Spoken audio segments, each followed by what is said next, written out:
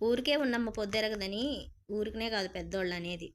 ఎందుకంటే ఈరోజైతే నాకు ఏం పాలుపోలేదండి. సో, ఏదన్నా స్వీట్ లాగన్నా చేద్దామని జెప్పేసి ఒక స్వీట్ అయితే చేశాను. అది మాత్రం హిట్ అయితే ఇంకోసారయితే చేసి చూపిస్తాను. లేదు ఫట్ అయిపోయింది అంటే మాత్రం ఇంకా ఆ స్వీట్ జోలికైతే వెళ్ళనండి.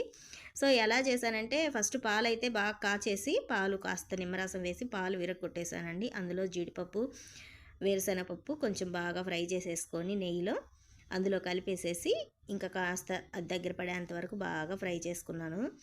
బాగా ఉడికించేసిన తర్వాత ఒక ప్లేట్‌కి అయితే నెయ్యి రాసేసి అందులో వేసేసి మన మైసూర్ పాకు ఉంటుంది కదా! అలాగా కట్ చేశానండి. సో, అయ్యయితే పీసెస్ లాగైతే సరిగ్గా రాలేదు గానీ టేస్ట్ అయితే సూపర్ ఉందండి. ఒకసారి అయితే ట్రై చేయొచ్చు. అన్నట్టు ఇందులో పంచదార కూడా వేశానండోయ్! చెప్పడం మర్చిపోయాను. పంచదార వేయలేదనుకుంటారేమో. పంచదార వేసేసి స్వీట్‌కి సరిపడా వేశాను. ఇంకోసారి అంతా పర్ఫెక్ట్‌గా అయితే చేసి చూపిస్తానండి. సూపర్